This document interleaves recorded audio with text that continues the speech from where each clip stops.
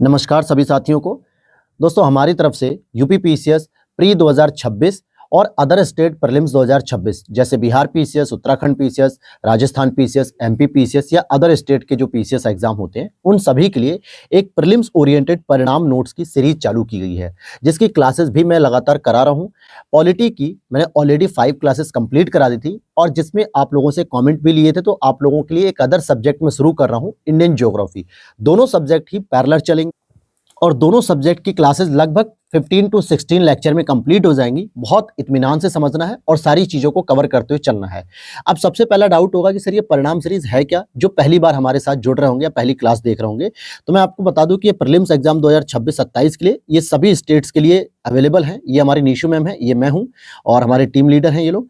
और साथ ही साथ परिणाम नोट्स की जो सीरीज है, मैं इसके बारे में अगर कहना चाहूँ तो कह सकता हूं कि हाँ, ये सीरीज आप लोगों के लिए बहुत इंपॉर्टेंट रहती है। जैसे घटना चक्र पूर्वालोकन को आप लोग पढ़ते होंगे और इसके 2025 एडिशन जो मार्केट में चल रही है, इसका हम लोगों ने क्या किया है, हैंड नोट्स बना दिया है, हैंड रिटन नोट्स बना दिए हैं शॉर्ट नोट्स से। जैसे एक एक बुक को हम लोगों ने 70 पेजेस, 80 पेजेस या फिर 64 पेजेस, 65 पेजेस ऐसे कंप्लीट कर दिया है। सारे चैप्टर इंक्लूड हैं, सारे प्रश्न इंक्लूड हैं, सारे एक्सप्लेनेशन इंक्लूड हैं। एक्सेप्शन ये है कि अगर 5 to 10% ऐसे टॉपिक है जो बिल्कुल इररिलेवेंट हो चुके हैं करंट सिनेरियो, करंट पैटर्न के हिसाब से, तो उनको स्किप कर दिया गया है। तो इसके शॉर्ट नोट्स इंपॉर्टेंट होते हैं क्योंकि आप पूरी बुक को नहीं पढ़ पाते, जिसकी वजह से प्रीलिम्स में एक इंपॉर्टेंट जो पहुंच होनी चाहिए, बढ़त होनी चाहिए, वो नहीं हो पाती है आपकी। और ये सीरीज मैं पिछले 2 सालों से चला रहा हूँ। 2023 के एडिशन को भी मैंने चलाया था, बहुत बेनिफिट हुआ हजारों छात्रों का। तो इसीलिए इसको अब अपडेट करके लाया गया है और इसके जो हैंड नोट्स होंगे उसको आप परचेस कर सकते हैं हमारी टीम से कांटेक्ट करके। ये हमारी टीम का व्हाट्सएप नंबर है, जहां पर हमारे व्हाट्सएप जो टीम मेंबर होंगे वो आपको पूरी इंक्वायरी दे देंगे। तो मैसेज कर लीजिएगा, पूरी इंफॉर्मेशन मिलेगी। साथ ही साथ टेलीग्राम को ज्वाइन कर लीजिए, जहां पर जो भी अपडेट्स होती है मैं देता हूं, तो वो भी आप ज्वाइन कर सकते हैं। अगर आप मेंस आंसर राइटिंग की बात करें नोट्स के लिए, तो लक्ष्य भेद short note GS paper 1, 2, 3, 4 and UP special paper 5, 6, इनकी भी जानकारी आप सेम इसी व्हाट्सएप नंबर पे ले सकते हैं। चलिए शुरू करते हैं। आज का हमारा जो टॉपिक रहेगा इंडियन ज्योग्राफी।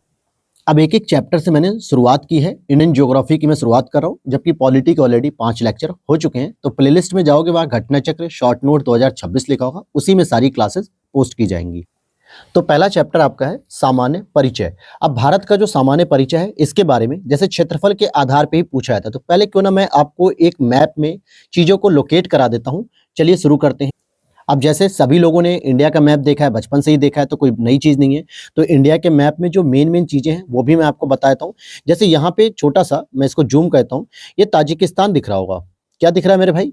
ताजिकिस्तान दिख रहा है दोस्तों। तो ये ध्यान रखना कि ये हमारे देश से बॉर्डर शेयर नहीं करता है, क्योंकि यहाँ पे ये अफगानिस्तान आके बॉर्डर शेयर कर लेता है। ताजिकिस्तान हमारे यहाँ बॉर्डर शेयर नहीं करता है। बाकी आपने पूरे भारत के मैप को बचपन से देखा होगा। अगर मैं ग्लोब पर दिखाने की बात करूं, तो ग्लोब पर भी कुछ इस तरीके से आपको देखने को मिलेगा हमारा भारत, प्यारा भारत जो है। और साथ ही साथ आपको मैं बता दूं कि जो इस तरीके से रेखाएं आती हैं, वर्टिकल जो होती हैं, ये आपकी देशांतर रेखाएं होती हैं। अभी हम आगे डिस्कस करेंगे, पूरा डिटेल से डिस्कस करेंगे। ये देशांतर रेखाएं होती हैं। हालांकि देशांतर रेखाएं इस तरीके से नहीं, कुछ इस तरीके से आती हैं, कर्व होके आती हैं, और नॉर्थ टू साउथ जो उनके पोल होते हैं ना, वो एक जगह पे क्लब होते हैं।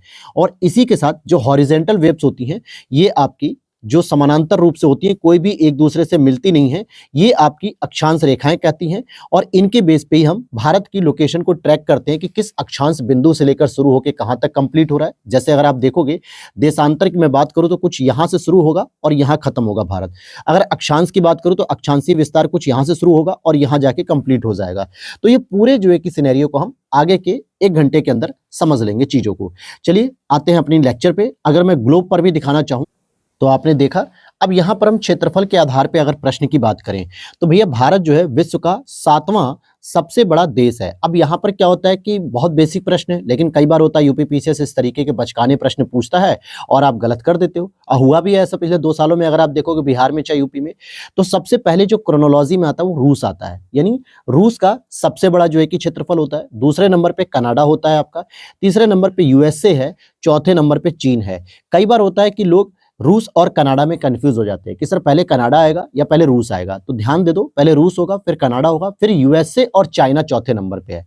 इसके बाद ब्राजील है, ऑस्ट्रेलिया है, भारत है, और एक और डिस्प्यूटेड प्रश्न बन जाता है कि भारत का जो क्षेत्रफल है वो 7वें नंबर पे तो आ रहा है, तो 6 और 8 की पोजीशन किसकी है? तो 6 नंबर पे आपका ऑस्ट्रेलिया महाद्वीप है, जो कि पूरी तरीके से दक्षिणी गोलार्ध में स्थित है, और ये अपने आप में एक आइलैंड भी है, क्योंकि चारों तरफ से ये समुद्र से घिरा हुआ है, तो महाद्वीप होने के साथ साथ ये आइलैंड भी बनता है। तो ऑस्ट्रेलिया 6 नंबर पे है, और जो 8 नंबर पे आता है, भारत से थोड़ा सा छोटा होता है, साउथ अमेरिकी कंट्रीज है, जो अर्जेंटीना है। जैसे साउथ अमेरिका से आपने ब्राजील को भी काउंट किया और अर्जेंटीना को भी काउंट किया, तो इस तरीके की आगे पीछे की चीजों को भी पता होना चाहिए। अब प्रश्न आता है कि सर 7वां क्षेत्रफल तो है विश्व का, तो भारत का टोटल क्षेत्रफल है कितना, ये भी पता होना चाहिए। तो 32,87,263 किलोमीटर स्क्वायर।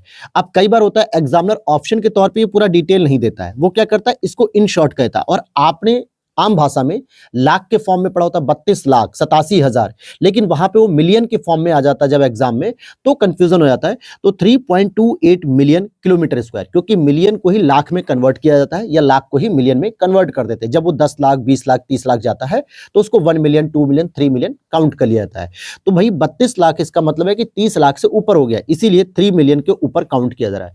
तो 3.28 मिलियन किलोमीटर स्क्वायर, इसको ध्यान रखना कि क्षेत्रफल हमारा जो है कि किलोमीटर स्क्वायर में है। तो ये चीज हो गई। और विश्व में, पूरे विश्व का जो भी हमारा भारत का हिस्सा है, अगर मैं यहाँ पे आइडेंटिफाई कराऊं आपको, तो अगर आप देखोगे कि ये पूरे विश्व का जो आपका ग्लोब आप देख पा रहे हो, इसमें भारत की जो लोकेशन है वो कितनी है, केवल और केवल ये वाली जो लोकेशन है, ये पूरे विश्व का ये 2.4 हिस्सा कवर करता है, पूरी दुनिया का 2.4 हिस्सा कवर करता है। तो ये जो लोकेशन आती है भारत की, वो हमारी 2.4 हिस्सेदारी पूरी दुनिया में हमारी बनती है। ठीक है, चलो आगे देख लेते हैं अब इसको। अब यहां पर एक और पॉइंट पूछा जाता है कि जो भारत का विस्तार है वो कितना है। जैसे अगर मैं कहूं कि यहीं पर अगर मैं आपको समझाना चाहूं कि भारत का ये जो विस्तार है, उत्तर से दक्षिण ये कितना है, और पूरब से पश्चिम ये विस्तार कितना है हमारे भारत का। देखो ये सभी चैप्टर जो अभी स्टार्टिंग में आप पढ़ रहे हो ना, 1-2 लेक्चर तक जो पढ़ोगे वो बहुत बेसिक होंगे, जो आपको पता होंगे, नो डाउट। लेकिन मेरा काम है कि मैं पूरी तरीके से पढ़ाते चलूं, क्योंकि कुछ बच्चे ऐसे जो बिल्कुल बिगिनर हैं, जिनको भारत के मैप के बारे में जानकारी तो है, पर वो छिछली जानकारी, छिछली मतलब कि कम जानकारी है, तो डीप नॉलेज पूरी अच्छे से हो जानी चाहिए। अब कई बार होता है उत्तर से दक्षिण जब आपसे पूछता है तो 3,214 किलोमीटर, अर्थात इसका जो सबसे शीर्ष पॉइंट होता है और सबसे जो निम्नतम बिंदु होता है, इसके बीच की जो दूरी काउंट करने को कहता है, तो 3,214 किलोमीटर की डिस्टेंस हो गई। लेकिन जब एकदम पूर्वी और पश्चिमी, यानी पश्चिमी में कौन है, गुहार मोती, जो कि गुजरात के क्षेत्र में आता है, और यहां पे आपका आता है किबिथु, ठीक है, जो अरुणाचल प्रदेश में होता है, सबसे ईस्टर्न वाला पार्ट होता है, सबसे पूर्वी पार्ट होता है। फिर उसके बाद से भारत खत्म हो जाता है, म्यांमार शुरू हो जाता है। तो ये वाला जो लोकेशन है, इसकी डिस्टेंस होती है 2,933 किलोमीटर। अब आपसे एग्जामिनर कैसे प्रश्न बनाएगा ये भी जान लो, क्योंकि केवल पढ़ना ही यहाँ जरूरी नहीं है, हम उसके प्रश्न के पैटर्न को भी सीखने का प्रयास करेंगे। एग्जामिनर स्टेटमेंट के तौर पर बना देगा कि भारत हमारा उत्तरी अक्षांश में स्थित है और पूर्वी देशांतर में स्थित है। तो अभी अगर आपके दिमाग में नहीं आ रहा है तो मैं यहाँ पे अभी बता दूंगा इस वाले पॉइंट पे कि हाँ, पहला स्टेटमेंट सही हो गया कि सर उत्तरी अक्षांश और पूर्वी देशांतर में स्थित है हमारा भारत। दूसरा स्टेटमेंट होगा कि भारत की उत्तर दक्षिण की लंबाई पूरब पश्चिम की लंबाई से छोटी है। अब स्टेटमेंट फिर से सुनो, भारत की उत्तर दक्षिण की लंबाई पूरब पश्चिम की लंबाई से छोटी है। तो क्या छोटी है क्या? नहीं, उत्तर दक्षिण की लंबाई जो है कि 3,214 किलोमीटर है, जबकि पूरब पश्चिम की लंबाई 2,933 किलोमीटर। इट मींस कि पूरब पश्चिम की लंबाई छोटी है, न कि उत्तर दक्षिण। तो सेकंड स्टेटमेंट क्या हो जाएगा? रॉन्ग हो जाएगा। अब एग्जामिनर ने क्या किया, आपके फैक्ट को ही स्टेटमेंट में कन्वर्ट कर दिया और आपके इसकी जरूरत को हटा दिया। तो इस तरीके के प्रश्न जो नए तरीके से फ्रेम हो रहे हैं ना, उसको ध्यान देना है। तो क्लियर हो गई बात। आगे बात कर रहे हैं अक्षांशी और देशांतरी। अब भारत की ही बात कर रहे हैं, इंडियन ज्योग्राफी पढ़ रहे हैं, तो भैया अक्षांशी और देशांतरी की बात कर लो। सबसे पहले आपको अक्षांशी रेखाओं के बारे में पता होना चाहिए और दूसरा देशांतरी रेखाओं के बारे में पता होना चाहिए। चलो इसके लिए हम लोग फिर से ग्लोब पर चलते हैं। अब यहां पर अगर आप देखोगे, ये हमारे सामने ग्लोब है। मैं यहां पे छोटा सा एक ग्लोब ड्रॉ कर देता हूं। जो भी रेखाएं कुछ इस तरीके से जाती हैं, जिनको हम समानांतर रेखाएं भी कहते हैं, क्योंकि ये रेखाएं कभी भी आपस में एक दूसरे को इंटरसेक्ट नहीं करती हैं, अर्थात कभी भी एक दूसरे को काटती नहीं है। तो इन रेखाओं को हम क्या कहते हैं मेरे मित्र? तो ये अक्षांश कहा जाता है। और अगर यहीं पे मैं दूसरा ग्लोब एक बनाऊं और जिसमें नॉर्थ पोल से साउथ पोल को मिलाने वाली जो रेखाएं आती हैं, उनको हम देशांतर रेखाएं कहते हैं। यहां से अगर आप देखोगे कुछ इस तरीके से ये रेखाएं आती हैं, north pole to south pole को जो है कि मिलाने वाली जो रेखाएं होती हैं, इनको हम देशांतर रेखाएं कहते हैं। अब इनका यूज क्या है सर, तो अभी हम समझ लेंगे। तो इनको मैंने क्या कह दिया, क्या नाम दे दिया, देशांतर रेखाएं दे दिया। तो एक अक्षांश रेखा हो गई आपकी और एक आपकी देशांतर रेखा हो गई। एक बेसिक अंतर तो ये जान लो, जो कि वर्ल्ड ज्योग्राफी का पार्ट है, कि अक्षांश रेखाएं कभी भी एक दूसरे को काटती नहीं है, इसीलिए इनको समानांतर रेखाएं कहा जाता है। जबकि जो देशांतर रेखाएं होती है वो नॉर्थ पोल से लेकर साउथ पोल पे आकर मिल जाती हैं, एक दूसरे को कट करती हैं, इसीलिए इनको समानांतर रेखाएं नहीं कहा जाता है। अब भारत के बारे में बात करते हैं। तो भारत के विस्तार की अगर हम बात करें, भारत के विस्तार की चर्चा करें, तो अगर आप देखोगे जब हम यहाँ नॉर्थ पोल से शुरू करेंगे और साउथ पोल तक जाएंगे, तो भारत का जो विस्तार है वो कुछ इस तरीके से होते हुए आएगा, ठीक है। और इस तरीके से और भी देशांतर रेखाएं आएंगी जो दूसरे देशों से मिलेंगी, उससे हमें कोई फर्क नहीं पड़ना चाहिए, मैं यहाँ पे मिला दे रहा हूं। लेकिन एक और देशांतर रेखा कुछ इस तरीके से आएगी और कुछ इस तरीके से आके मिलेगी। अब यहां पर देखो क्या समझ में आया कि जो भारत का देशांतरी विस्तार है वो किनके बीच में है, यहां से शुरू होगा और यहां पे जाके खत्म हो जाएगा, जिसको हम काउंटिंग करेंगे कि कितनी देशांतर रेखाओं पे है। तो इस तरीके से यहां से एक देशांतर रेखा और आती है जो 0 डिग्री के पास से कुछ इस तरीके से यहां पे लोकेट होगी, जिसको हम लोग ग्रीनविच टाइम के पास लंदन में देखते हैं, यूके में देखते हैं। तो वहां से 0 1 2 3 4 5 6 करते हुए, तो ये जो देशांतर रेखा है, इस देशांतर रेखा का नाम क्या होता है, नंबर 97 हो जाता है। मैं यहाँ पे थोड़ा हाईलाइट कलर ले लेता हूं क्योंकि शो नहीं हो रहा है, ठीक है। 97 डिग्री के आसपास होगा इस वाले का, ठीक। और यहां वाले का क्या नंबर होगा ये भी हम बताते हैं। नहीं, यहाँ पे दोस्तों ये 97 नहीं होगा, एक मिनट, 97 जो आपका होगा वो ये वाला होगा, ठीक है। ये वाला 97 होगा, ये कुछ 67 के आसपास होगा। तो इस तरीके की चीजों को हमें समझना है। दूसरा, अगर मैंने अभी जो आपको मैप में दिखाया वो क्या दिखाया कि ये वाली जो लोकेशन है ना, ये वाली, ये अक्षांशी रेखा जा रही है, जो कर्क रेखा जैसे जाती है बीचों बीच, भारत को डिवाइड करते हुए 2 पार्ट में लगभग कुछ इस तरीके से कर्क रेखाएं जाएंगी और यहाँ पे जो आपका 0 डिग्री आएगा। तो ये मत सोचो कि सर ग्लोब के नीचे आप 0 डिग्री बना, नहीं, हमारा जो ग्लोब है थोड़ा सा हल्का सा टिल्ट है, कुछ इस तरीके से टिल्ट है, तो वो भी ध्यान रखना है हमें ना। तो अभी हमने देखा कि 0 डिग्री यहाँ जा रही है, इसके ऊपर ये लगभग 8 डिग्री का लाइन जा रहा होगा, यहाँ पे 6 डिग्री रहेगी जो अंडमान निकोबार के लास्ट वाले पॉइंट होगा, और सबसे ऊपर 37 डिग्री के आसपास की वैल्यू जा रही होगी। तो ये हमारा अक्षांशी विस्तार हो गया। तो कुल मिला के जब हम अक्षांशी और देशांतरी विस्तार की बात करते हैं तो कुछ इस तरीके के स्क्वायर में हमारा भारत बंद हो जाता है। तो चलिए आते हैं आगे। अगर कहीं पे डाउट हो तो प्लीज़ आप लोग कमेंट करिएगा, ताकि आगे की क्लासेस में मैं उस चीज़ को इम्प्रूव कर सकूं। जैसे आपको लगे कि सर पढ़ने में दिक्कत हो रही है, ज़्यादा जल्दी समझा रहे हैं या और स्लो समझा रहे हैं, तो थोड़ा फास्ट करिए, जैसा भी होगा कमेंट करिएगा। अब यहाँ पर देखो अक्षांशी विस्तार की बात कर रहा है, तो मैंने अभी आपको क्या बताया भैया, मैंने आपको बताया कि सर ये अक्षांशी रेखा होती है। कौन सी होती है? अक्षांशी रेखा होती है। ये वाली जो अक्षांश रेखाएं जारी होती हैं इस तरीके से, और ये पैरेलल होती हैं, एक दूसरे को कभी भी नहीं काटती, कभी इंटरसेक्ट नहीं करती हैं। तो इस तरीके से जब हम देखते हैं तो हमारा 0 डिग्री तो ये रहा, और इसके ऊपर आते ही 8 डिग्री 4 मिनट नॉर्थ है। इस चीज को भी ध्यान देना है। आप कहोगे सर भारत का तो साउथ पॉइंट हुआ ही है, तो भारत का हुआ, लेकिन ग्लोब पे क्या है, ग्लोब पे 0 डिग्री के ऊपर स्थित देशों को नॉर्थ कहा जाता है, यानी उत्तरी अक्षांश कहा जाएगा, उत्तरी गोलार्ध कहा जाएगा, और 0 डिग्री के नीचे रहने वाले देशों को दक्षिणी गोलार्ध कहा जाएगा। इसका ध्यान रखना है। और ऊपर जाके ये लगभग लेह लद्दाख के ऊपर जाके आपको 37.6 डिग्री पे जाके कंप्लीट होता है। तो जो अक्षांशी विस्तार होता है वो 8 डिग्री 4 मिनट नॉर्थ से लेकर 37 डिग्री 6 मिनट नॉर्थ तक कंप्लीट होता है। अब कुछ लोगों के मन में डाउट आएगा कि सर आप थोड़ा तो गलत कर रहे हो, क्योंकि हमने तो पढ़ा 6 डिग्री 4 मिनट, जो कि ग्रेट निकोबार का पॉइंट होता है सबसे लास्ट, इंदिरा पॉइंट। बिल्कुल सही पढ़ा है, लेकिन जब भी सामान्यतः जब प्रश्न आता है ना, तो ऑप्शन यही आते हैं, क्योंकि भारत को सामान्यतः मुख्य भूमि से काउंट किया जाता है। मुख्य भूमि का मतलब स्थल खंड जो पूरा भारत का कनेक्टेड है।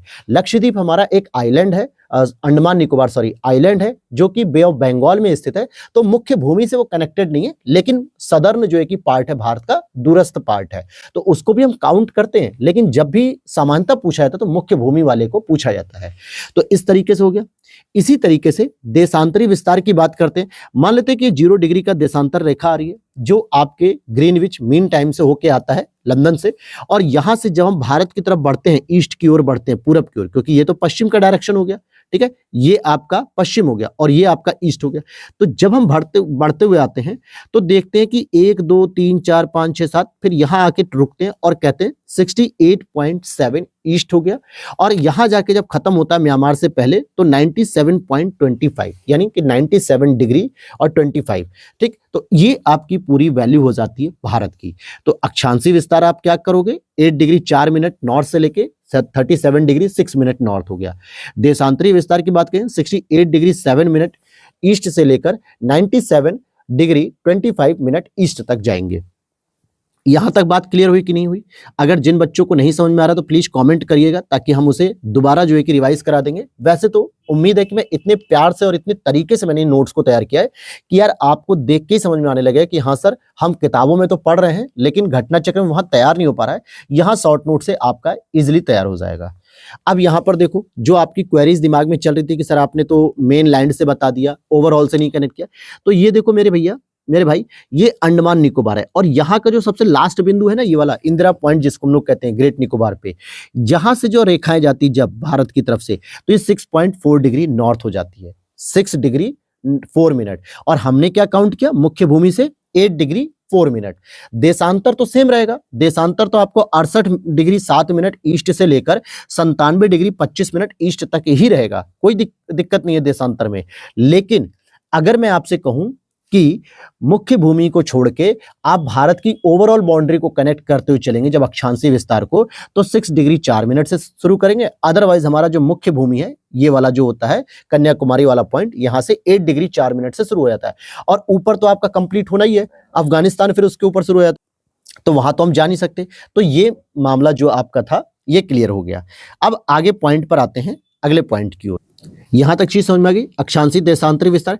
एक और प्रश्न बन जाता है कि सर दो अक्षांशों के मध्य कितने किलोमीटर की दूरी होती है? 111 किलोमीटर की दूरी होती है। इसका क्या मतलब है, जैसे मान लेते हैं कि अगर 0 डिग्री ये रही, फिर 1 डिग्री ये रही, फिर उसके बाद 2 डिग्री की रेखा होगी, तो जो इनके बीच की दूरी है, किनके बीच की दूरी, 0 से 1 तक जाने के लिए कितनी दूरी को तय किया गया है? 111 किलोमीटर को तय किया जा रहा है। या फिर 1 से 2 तक जाने के लिए कितने किलोमीटर की दूरी तय की जा रही है? 111 किलोमीटर, क्योंकि दो अक्षांश रेखाओं के मध्य की दूरी को पूछ रहा है। लेकिन जब यहीं पर मैं आपको देशांतर रेखाओं के बारे में बताऊंगा, तो यहां जो नॉर्थ पोल से निकल के साउथ पोल की ओर जा रही है, जो नॉर्थ पोल से निकल के साउथ पोल की ओर जा रही है, तो इनके बीच की जो ये दूरी है ना, इन रेखाओं के बीच की दूरी अगर आप देखोगे तो 111.33 किलोमीटर है। यानी एक देशांतर रेखा से दूसरे देशांतर रेखा तक बढ़ना है तो कितना जाना पड़ेगा? 111.33 किलोमीटर हमें जाना पड़ेगा। और ये दूरी सर्वाधिक जो होती है, अगर आप देखोगे ये दूरी जो सर्वाधिक होती है 0 डिग्री पर ज्यादा होती है, क्योंकि 0 डिग्री पर इसका विस्तार ज्यादा है। जबकि अगर आप पोल की तरफ देखोगे यहां पर, तो यहां पर दूरी इनकी घटती जा रही है। इसीलिए सबसे अधिक दूरी देशांतर रेखाओं के मध्य कहां पर देखी गई? 0 डिग्री पर देखी गई। कितनी? 111.33। जबकि अक्षांशों के साथ ऐसा कुछ नहीं है, वो प्रत्येक जगह समानांतर होती है, इसीलिए इनके बीच की जो दूरी है वो 111 किलोमीटर फिक्स हो जाती है। अब एक और प्रश्न बन जाता है, क्योंकि देखो यूपी पीसीएस का ज्यादा पुराना ये प्रश्न नहीं है, आप 2023 का प्रश्न देखोगे, 2022 इसका प्रश्न है, हाँ, आप वहां पे देखोगे तो ये पूरा एक सेम प्रश्न पूछा हुआ है। तो यूपी पीसीएस कब अपने पैटर्न को रिवाइज कर ले, किसी को कोई पता नहीं है। अभी इसी बार देखो जो 2025 का प्रीलिम्स हुआ, 85 से अधिक क्वेश्चन केवल और केवल घटना चक्र शॉर्ट नोट से थे। और ये मैं ही नहीं कह रहा हूं, ये हजारों बच्चे कह रहे हैं जिन्होंने इस क्लास को देखा था जो 2023 एडिशन की थी, जिन्होंने पीडीएफ को परचेस किया था, रिवाइज किया था, और उनके प्रीलिम्स भी क्वालिफाई हुए हैं। ठीक है, चाहे वो आरओ के हो, चाहे पीसीएस के हो, चाहे बिहार के हो, कहीं के भी। ठीक, और कुल अक्षांश रेखाएं, अब यहाँ पे एक प्रश्न आता है कि सर कुल अक्षांश रेखाएं अगर हमें काउंट करनी हो तो सर हम क्या कर सकते हैं? यहां से आपने 0 को छोड़ दिया, 1 से लेके ऊपर यहाँ पे 90 तक आ गए, और आपने कहा कि सर 90 यहाँ पे है, 90 यहाँ पे हो गए, तो ये हो गया 180, प्लस 0 डिग्री वाली भी है तो 181 हो जाएगा। बस यहीं पे आंसर आपका गलत हो जाएगा। क्यों गलत हुआ सर? देखिए 0 डिग्री तो है ही है, और ऊपर जो ये 90 डिग्री है ना, ये डॉट है, ये कोई लाइन नहीं है। लाइन तभी होती है जब एक डॉट से दूसरे डॉट तक जाके मिलान करती है अपना, लेकिन ये क्या है? ये केवल और केवल एक लाइन नहीं, डॉट है। इसीलिए हम 90 को नहीं बल्कि 89 को यहां तक के बीच में लेंगे, और इसके बीच में भी हम 89 को लेंगे, और प्लस कर देंगे जब हम 89 और प्लस 1, क्योंकि एक रेखा ये भी तो है 0 डिग्री की, भले 0 डिग्री वैल्यू दी गई है लेकिन काउंट तो करेंगे, और जब इसको आप काउंट करते हैं 89 89 प्लस 1 तो ये हो जाता है 179 हो जाता है। तो इस तरीके से कितनी रेखाएं हो गई हमारी, अक्षांश रेखाओं की कुल संख्या कितनी होगी भैया, 89 to 89 plus 1 is equal to 179। अब आ जाती है एक अगले चैप्टर पे, भारत में कर्क रेखा। तो कर्क रेखा से बनने वाले जो प्रश्न होते हैं पहले तो आप उसको जान लीजिए। जो भी कर्क रेखाओं से बनने वाले जो प्रश्न होते हैं, कौन कौन से प्रश्न बन सकते हैं, अगर आप देखेंगे सबसे इंपॉर्टेंट है कि 8 राज्यों से होकर गुजरती है। तो हम इसका क्यों ना एक क्रोनोलॉजी जो है कि सेट कर लेते हैं, क्योंकि कई बार होता है पश्चिम से पूर्व या पूरब से पश्चिम करके प्रश्न पूछा जाता है, और कुछ इंपॉर्टेंट राजधानियां हैं जिनको भी प्रश्न के तौर पे पूछा जाता है। तो सबसे पहले अगर हम बात करें उन 8 राज्यों की जो वेस्ट टू ईस्ट की बात करेंगे, देखो सबसे पहले यहाँ पे जो लोकेट आप करेंगे वो क्या हो जाएगा, यहां पर इस पॉइंट पे अगर आप देखोगे तो गुजरात से होकर जा रहा है, लेकिन इसी पॉइंट पे, ठीक है, इसी पॉइंट पे थोड़ा सा राजस्थान का भी हिस्सा आ जाता है यहाँ पे, तो ये एरिया राजस्थान हो जाता है। फिर तीसरे नंबर पे ये एमपी तो है ही, पूरा हाफ टू हाफ डिवाइड हो जाता है यहाँ से, और एमपी के बाद अगर आप देखोगे तो यहीं पे छत्तीसगढ़ का भी एरिया थोड़ा सा कवर हो जाता है, और यहाँ पर बिहार के नीचे झारखंड आ जाता है, और झारखंड के बाद यहाँ पर ये जो पश्चिम बंगाल कुछ लॉन्ग टाइप में बन के आ रहा है, तो ये पश्चिम बंगाल हो गया। तो ये कितने राज्य हो गए जो अंदर ही अंदर दिखे, हमें 6 राज्य दिखे। फिर यहाँ पर आपका त्रिपुरा हो जाता है, और ये एरिया जो होता है ये आपका मिजोरम हो जाता है। तो कुछ इस तरीके से आइडेंटिफाई हमने किया है। सबसे पहले हम फिर से पढ़ेंगे, गुजरात हो गया सर, राजस्थान हो गया सर, एमपी हो गया, छत्तीसगढ़ हो गया, झारखंड हो गया, पश्चिम बंगाल हो गया, त्रिपुरा हो गया और मिजोरम हो गया। तो ये 8 राज्य हैं जो मेजर रूप से क्या करते हैं, कर्क रेखा के साथ डिवाइड होते हैं, कर्क रेखा पे कनेक्टेड होते हैं। लेकिन एक और प्रश्न आता उनकी राजधानी को लेकर। कई बार ये पूछा जाता है, ये 4 राजधानियां दे देता है और कौन सी राजधानी कर्क रेखा के उत्तर में अवस्थित है। तो जरा ध्यान देना, देखो पहली राजधानी आपकी देखने को मिल रही है अहमदाबाद। अहमदाबाद किसकी राजधानी है, गुजरात की राजधानी। दूसरी राजधानी आपको देखने को मिल रही है एमपी की भोपाल है। तीसरी राजधानी आपको देखने को मिली झारखंड की रांची देखने को मिली। चौथी राजधानी आपको देखने को मिली है त्रिपुरा की अगरतला। अगर नोटिस करोगे तो तीनों मेजर राजधानियां अहमदाबाद, भोपाल, रांची, तीनों कर्क रेखा के दक्षिण में है, लेकिन एक आपको अगरतला जो देखने को मिल रही है त्रिपुरा की, वो कर्क रेखा के उत्तर में स्थित है।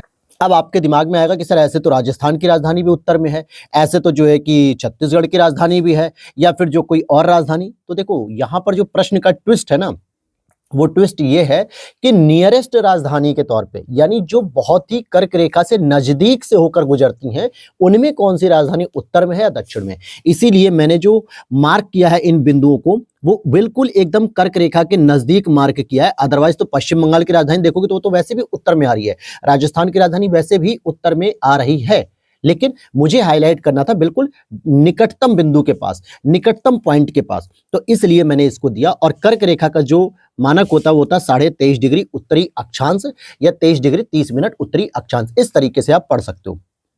एक और प्रश्न बनता है कि कौन कौन सी ऐसी नदियां हैं जो 2 बार काटती हैं। जैसे कर्क रेखा को माही नदी 2 बार काटती है। जैसे माही नदी यहां से आ रही है तो ऐसे करके ऊपर गई, फिर उसके बाद ऐसे काटती है।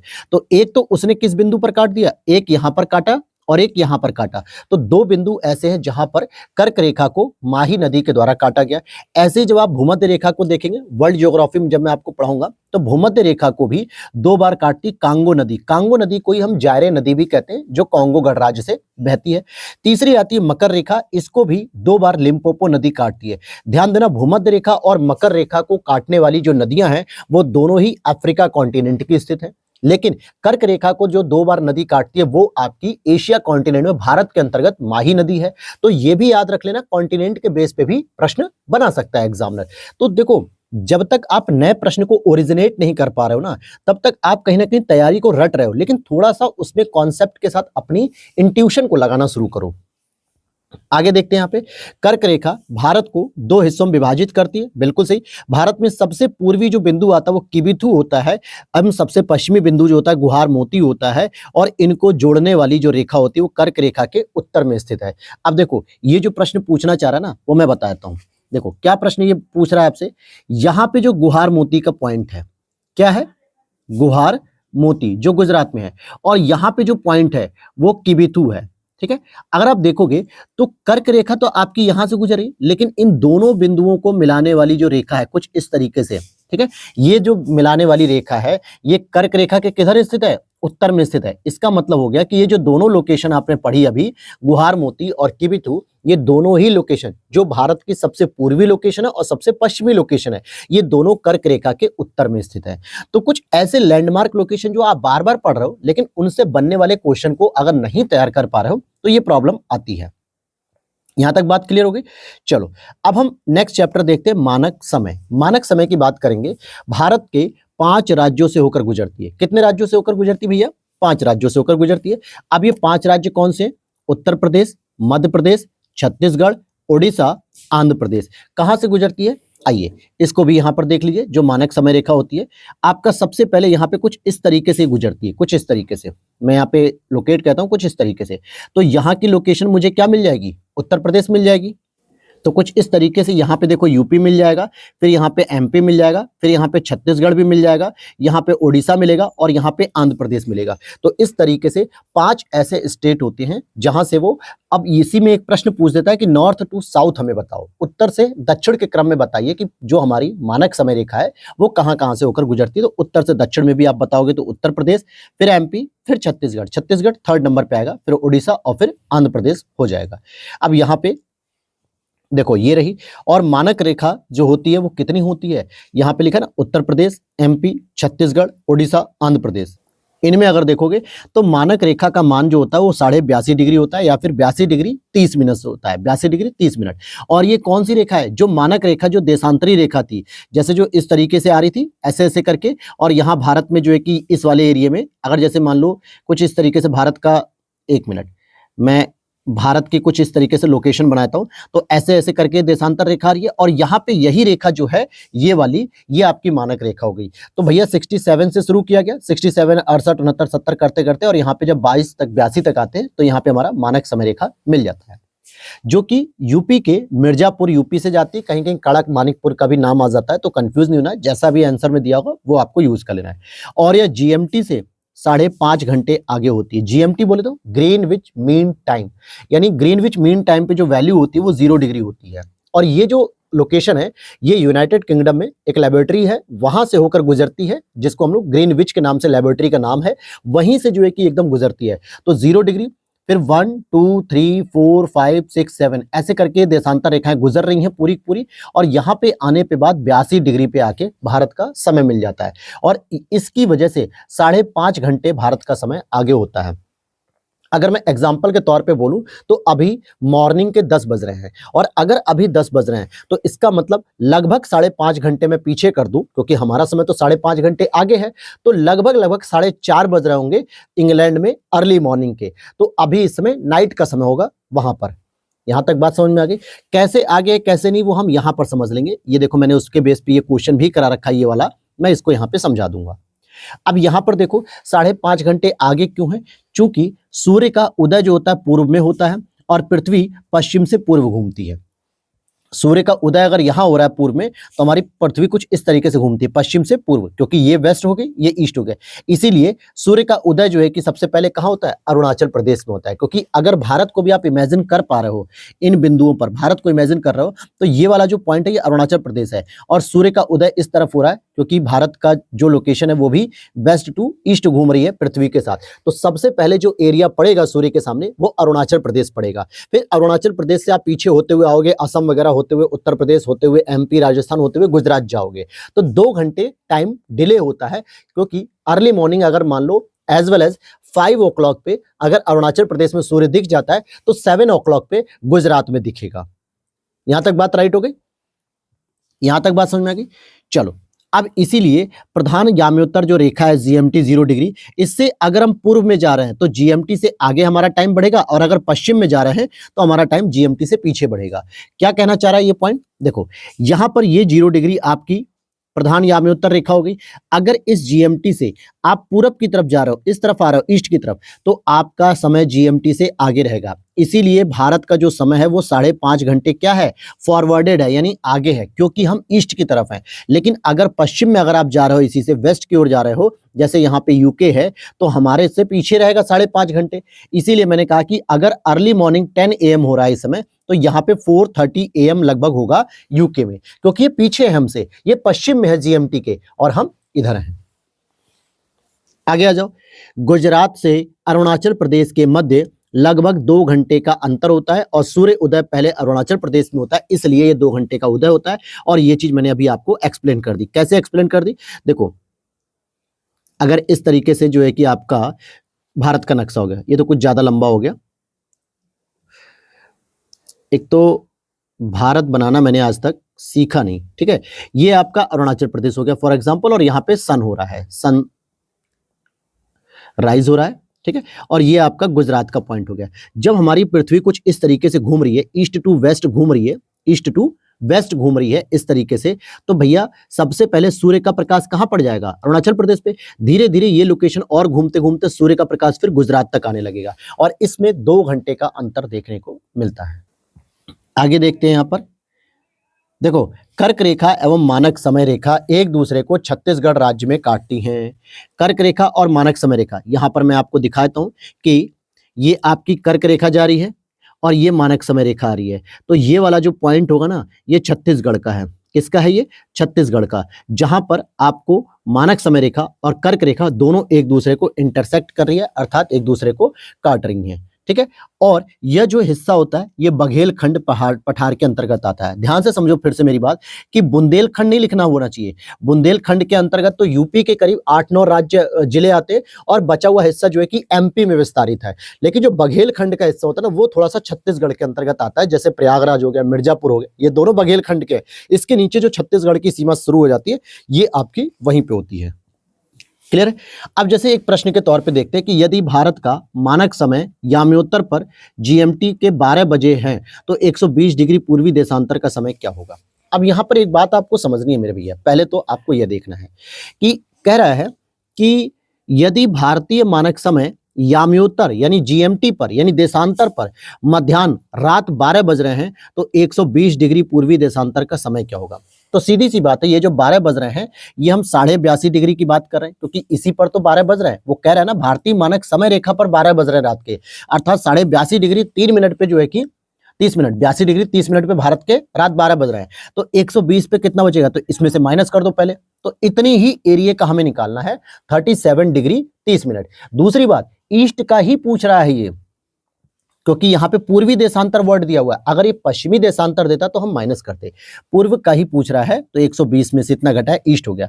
अब हमें ये पता है कि 1 डिग्री में 4 मिनट होता है, ये आपको रट लेना है। हालांकि ये मैथमेटिकल लॉजिक क्वेश्चन है, इसमें कोई इशू नहीं है। आपको ये याद रखना है कि 1 डिग्री का मतलब क्या हो गया कि एक देशांतर से दूसरे देशांतर के बीच आने में जो समय लगता है वो 4 मिनट का लगता है। यहाँ पे ये कहना चाह रहा है। तो 1 डिग्री में 4 मिनट, तो भैया 37 डिग्री 30 मिनट में कितने मिनट लगेंगे? 4 से गुणा कर दो। आप जैसे इसकी गुणा करोगे तो 150 मिनट आ जाएगा। और 150 मिनट का मतलब क्या हो गया? अच्छा, नहीं कर पा रहे हो कुछ लोग, चलो, अगर आप 37 की गुणा 4 से करोगे तो कितना आएगा? 148 आएगा। और इसका हाफ कर दो, 4 का हाफ करोगे प्लस 2 करोगे तो 150 मिनट। 150 मिनट को हम 2.5 घंटे बोल सकते हैं। भाई 60 मिनट का 1 घंटा होता है, तो 2.5 घंटे बोल सकते हैं। और 2.5 घंटे हम क्या करेंगे? 12 बजे के समय में ऐड ऑन कर देंगे, तो 14:30 बजेगा। 14:30 का मतलब हो गया 2:30 PM हो रहा है, AM नहीं, 2:30 PM हो रहा है। तो ऑप्शन में PM और AM का भी ध्यान देना है।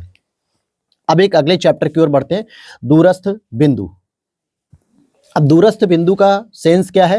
देखो, जो भारत का जो लोकेशन है ना, उसके सबसे नॉर्थ बिंदु कौन से हैं, सबसे साउथ बिंदु कौन से हैं, और सबसे ईस्ट और सबसे वेस्ट बिंदु कौन से हैं। अगर हम मुख्य भूमि के अंतर्गत बात करते हैं, तो लद्दाख, लेह लद्दाख में सबसे ऊपर जो है कि आपको इंदिरा कॉल एक बिंदु देखने को मिलेगा। अगर आप गुजरात में देखोगे तो आपको गुहार मोती देखने को मिलेगा। अरुणाचल प्रदेश में किबिथु देखने को मिलेगा, और तमिलनाडु में आपको कन्याकुमारी देखने को मिलेगा। ये तो हो गया मुख्य भूमि का। लेकिन अगर भारत के संपूर्ण भूभाग की बात करें, जिसमें आपके यूनियन टेरिटरीज को भी काउंट करना है, तो यहाँ पे ग्रेट निकोबार पे इंदिरा पॉइंट देखने को मिलेगा, सबसे दक्षिणतम बिंदु हो जाएगा। ये भारत के सबसे दूरस्थ बिंदु कहलाते हैं। अब जरा मैं आपको मैप पर दिखाना चाहूंगा। यहां पर अगर आप देखना चाहेंगे, देखो यहां पर फिर से 1 मिनट में इसको हटा देता हूं। दूरस्थ बिंदु का मतलब क्या, कुछ इस जगह पे, ठीक है, कुछ इस जगह पे। यहाँ पे मैं थोड़ा जूम करके नीचे लाऊं, देखूं आ पाता है। हाँ, थोड़ा मतलब ऊपर वो हो रहा है ना, इमेज की वजह से नहीं हो पा रहा है, कोई बात नहीं, मैं अभी ऐसे ही समझाता हूँ। इमेजिन आप कर लो, इमेजिन तो अच्छा करते हो आप लोग। तो यहाँ पर जो सबसे ऊपर बिंदु देखने को मिल रहा है ना, इसको हम लोग बोलते हैं इंदिरा कॉल। क्या बोलते हैं? इंदिरा कॉल। ये सबसे उत्तर का बिंदु हो गया। यहाँ पर जो आपको बिंदु दिखना, अरुणाचल प्रदेश का ये वाला लाइन, अगर गौर करोगे तो यहाँ देखो ये म्यांमार के लिए डिस्ट्रीब्यूट कर रहा है, ठीक है। ये वाली लाइन क्या दिखा रहा है, ये जो छोटी सी लाइन निकल रही है, ये बता रहा है कि अब इसके इधर म्यांमार हो जाएगा, हमारा भारत का लोकेशन कंप्लीट हो जाएगा। तो यहां पर जो बिंदु देखने को मिलता है, इसी को हम लोग बोलते हैं किबिथु।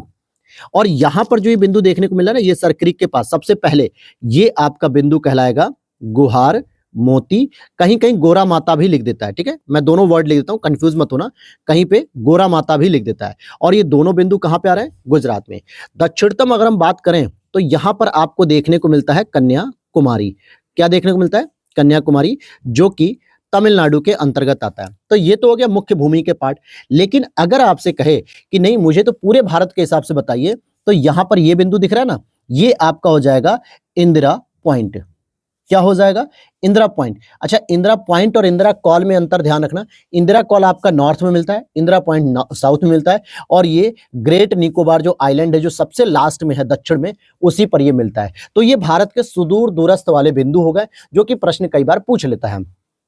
और एक प्रश्न मैंने आपको पढ़ा था कि इनको मिलाने वाली जो रेखा होती है, ये वाली, ठीक है, पूरब और पश्चिम के बिंदुओं को मिलाने वाली रेखा आपके कर्क रेखा की क्या होती है? नॉर्थ में होती है। क्या होती है? नॉर्थ में होती है। तो ये चीजें भी ध्यान रखने वाली बात है। देखो, इसी तरीके से आपको समझना है। अगर इस तरीके से आप नहीं पढ़ोगे ना, तो चीजें थोड़ी सी कंफ्यूज रहोगे आप। अब यहां पर देखिए, जो कन्याकुमारी की लोकेशन है, जिसको हम केप कमोरिन के नाम से भी जानते हैं। केप क्या होता है? केप ऑफ गुड होप, आपने सुना होगा। तो केप ऑफ गुड होप की बात करते हैं। चलो इसे भी मैं लोकेशन दिखाता हूं। अगर आप जूम करके देखोगे, ये तो खैर इमेज है, मैप है। अगर आप सैटेलाइट इमेज देखोगे या फिर और गूगल पे सर्च करोगे, तो यहाँ का जो ये हिस्सा है ना, ये वाला, थोड़ा सा और जूम हो जा भैया,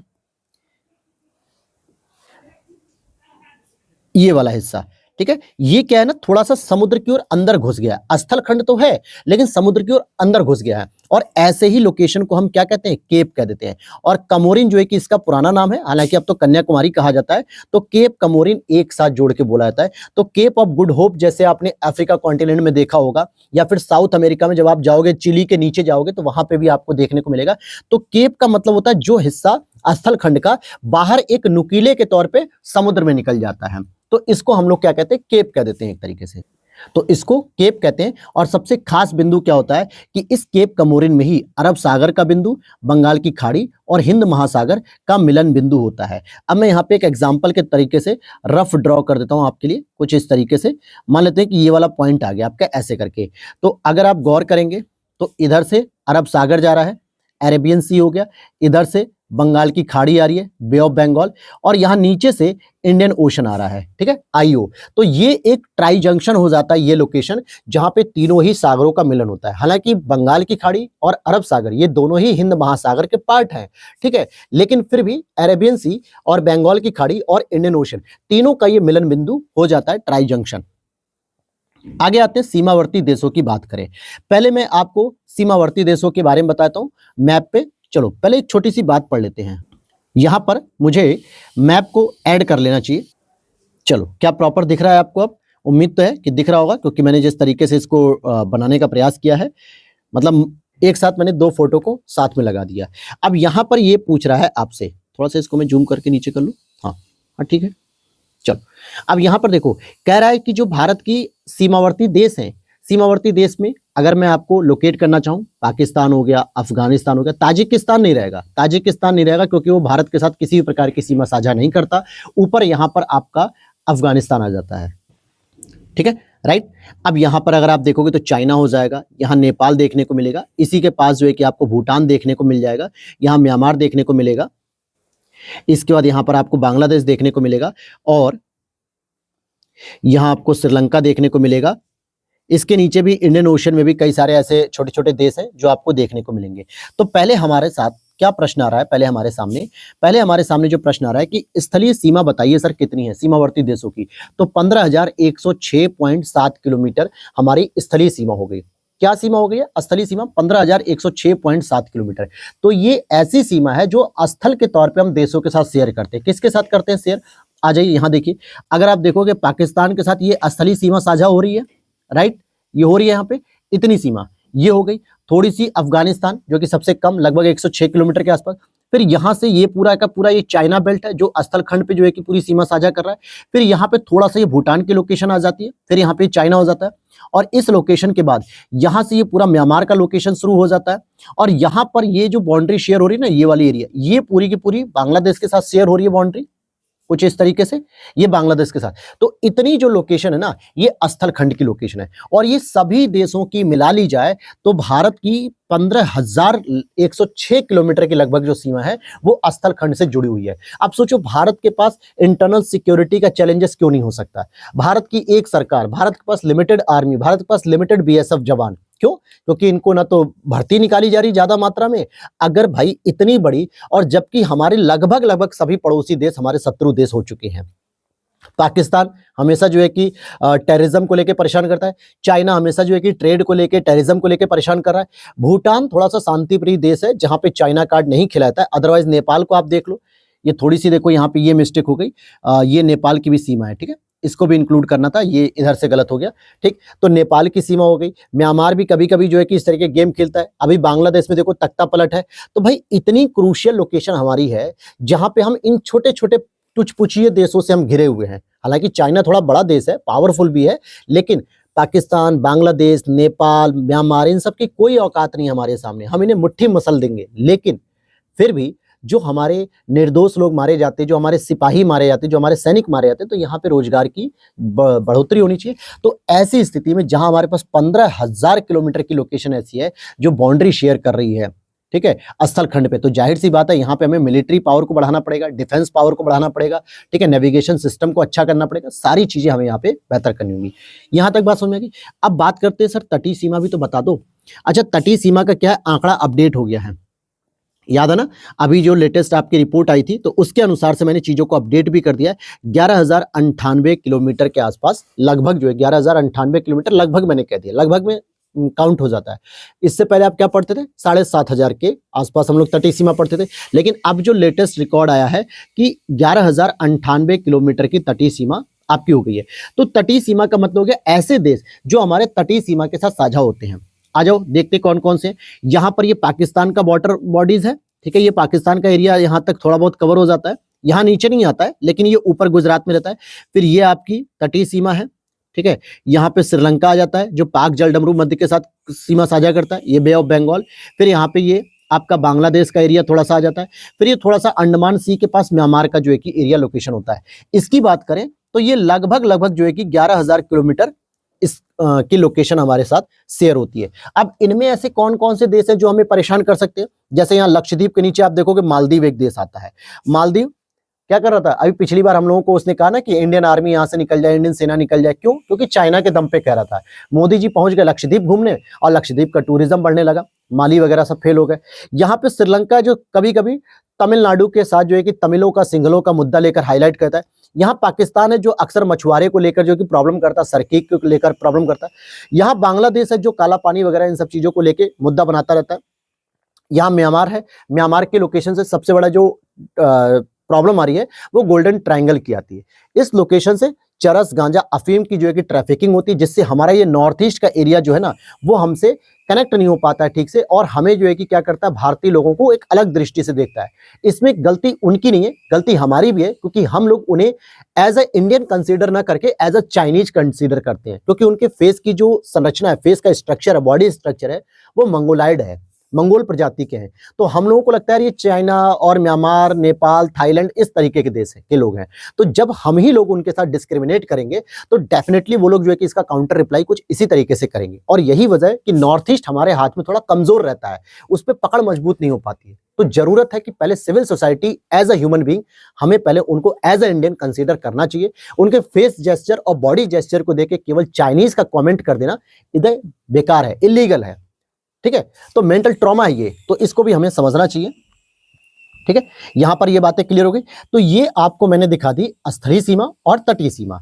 अब हम बात करते हैं एक एक देश की कि कौन कौन से ऐसे देश हैं जो हमारे साथ बाउंड्री शेयर करते हैं। अगर आप देखोगे लद्दाख, लद्दाख यूनियन टेरिटरीज के रूप में है, लेकिन कितने देशों के साथ इसकी बाउंड्री शेयर होती है?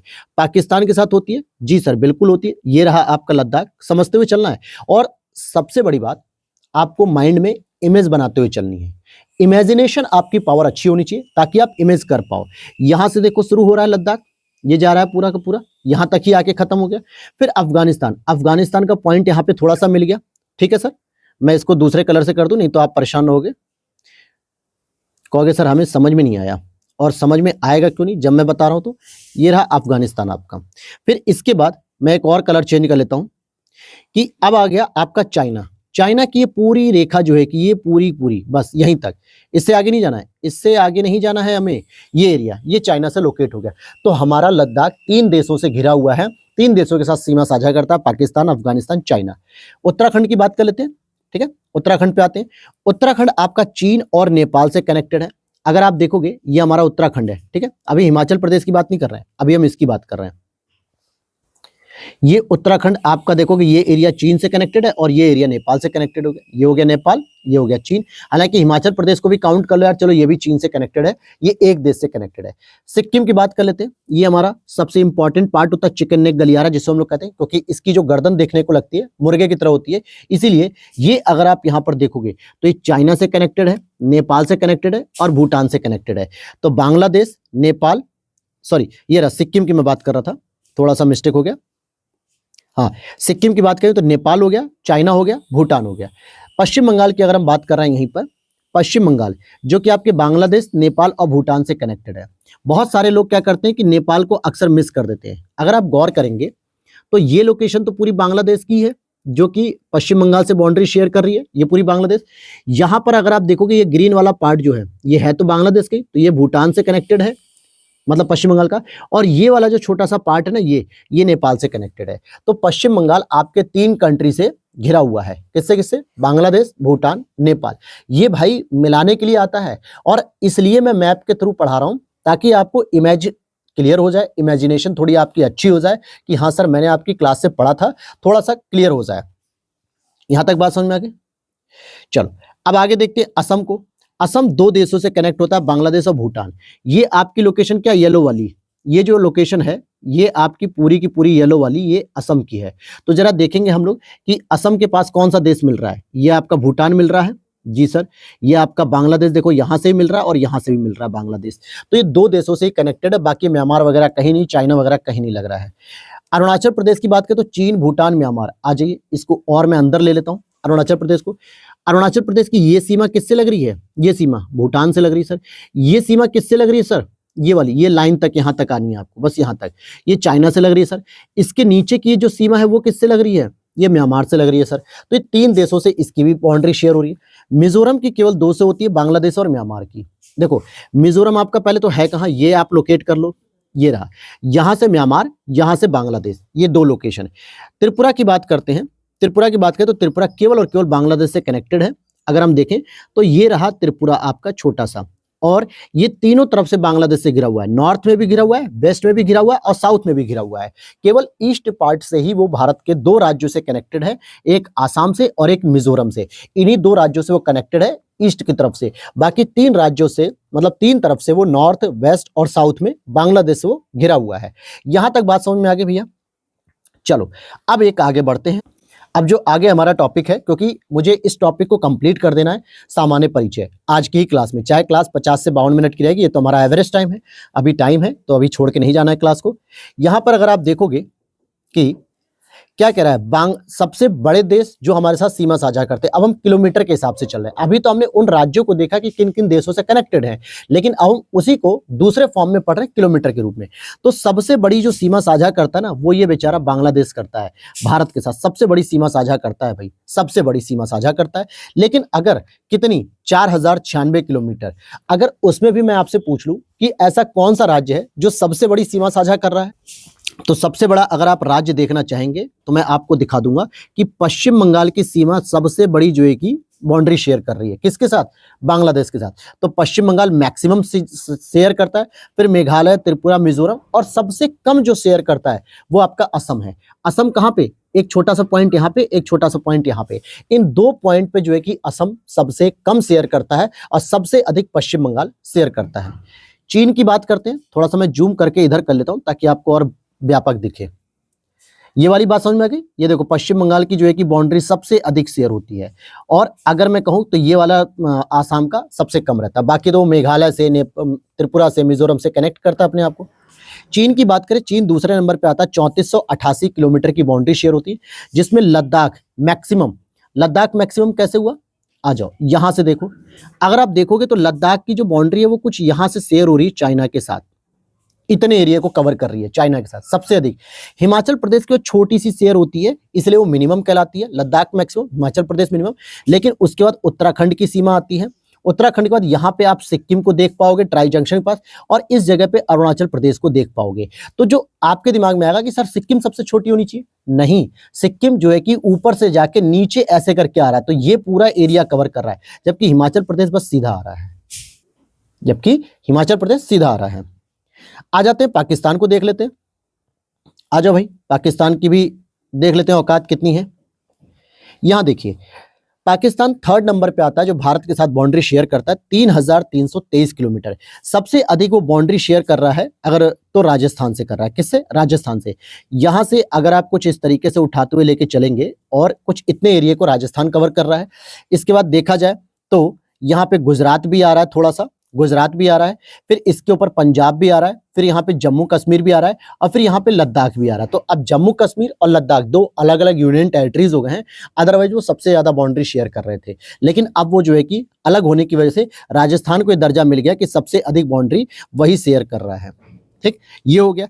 नेपाल की बात कर लेते हैं, नेपाल को भी जूम कर लो, यहां पर दिख रहा है ना, देखो नेपाल आपका 1751 किलोमीटर। उत्तराखंड, जी हाँ बिल्कुल, उत्तराखंड से सर बाउंड्री शेयर कर रहा है, ये तो मुझे दिख रहा है, ऐसे कह सकते हो, उत्तराखंड से बाउंड्री शेयर कर रहा है इस वाले पार्ट पे। फिर यूपी से मैक्सिमम शेयर करता है, जो कि 7 जिले आते हैं, याद है ना 7 जिले, जो कि पीलीभीत हो गया, लखीमपुर खीरी हो गया, बहराइच हो गया, सिद्धार्थनगर हो गया, इस तरीके की बाउंड्री शेयर होती है महाराजगंज तक। इसके बाद अगर आप देखोगे बिहार आता है, ये थोड़ा सा बिहार भी आएगा, हालांकि बिहार से भी अच्छी खासी बाउंड्री शेयर होती है। वेस्ट बंगाल से केवल ये छोटी सी बाउंड्री शेयर हुई, ये वाले एरिया में छोटी सी बाउंड्री, और सिक्किम में भी आपसे ये शेयर हो रहा है, सिक्किम से।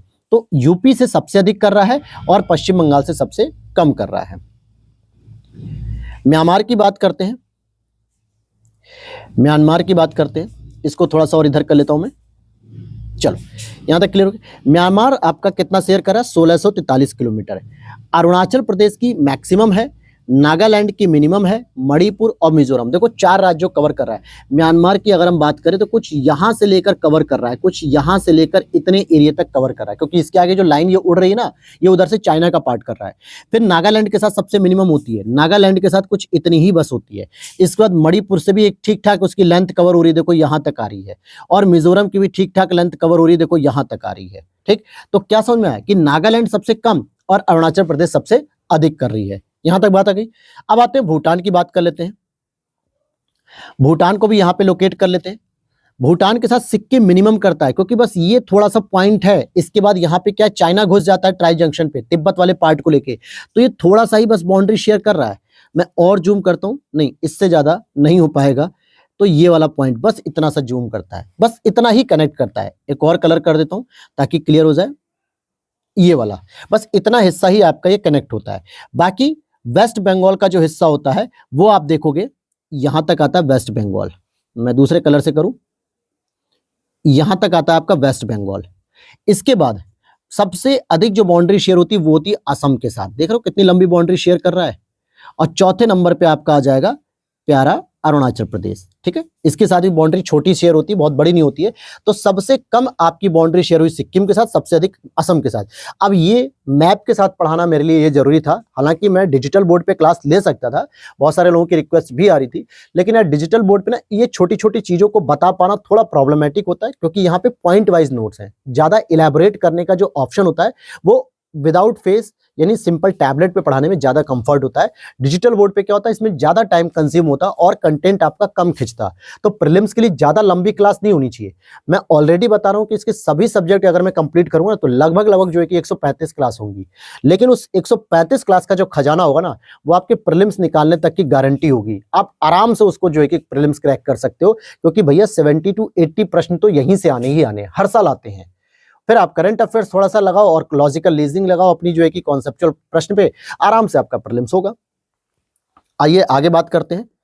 अफगानिस्तान सबसे छोटा सा और सबसे हिमायती देश हमारा बन जाता है कभी कभी, लेकिन अभी तालिबान की वजह से परेशान है बेचारा। देखो, अफगानिस्तान की सबसे छोटी सीमा साझा होती है लद्दाख से। बस यहीं पे ये देख रहे हो, ये वाला जो एरिया आ रहा है ये लद्दाख का है, और ये यहाँ पे बस इतना शेयर कर लेता है। तो भारत के साथ सबसे छोटी अंतर्राष्ट्रीय सीमा रेखा लद्दाख अफगानिस्तान की होती है, और सबसे बड़ी अंतर्राष्ट्रीय सीमा बांग्लादेश की होती है। अब यहाँ पर देखते हैं, भारत और पाकिस्तान के बीच में एक रेडक्लिफ लाइन खिंचती है। जो रेडक्लिफ नाम का एक व्यक्ति था, अधिकारी था एक तरीके से, जब भारत का विभाजन हो रहा तो उसने जो डिस्प्यूट करके जो लाइन बनाई थी उसे ही हम रेडक्लिफ लाइन कहते हैं। भारत चीन के बीच में मैकमोहन रेखा खींची गई थी, जो 1800 कुछ ईस्वी में खींची गई थी। भारत अफगानिस्तान के बीच में डूरंड रेखा खींची गई थी, और भारत और श्रीलंका के बीच में पाक जल डमरू मध्य रेखा है, मतलब एक तरीके से डिवीजन करने के लिए।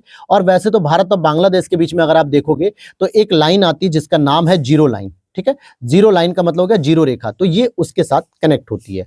तो ये आपका चैप्टर कंप्लीट होता है। ठीक है, तो आज हमने क्लास में क्या पढ़ लिया जरा मैं आपको बताना चाहूं।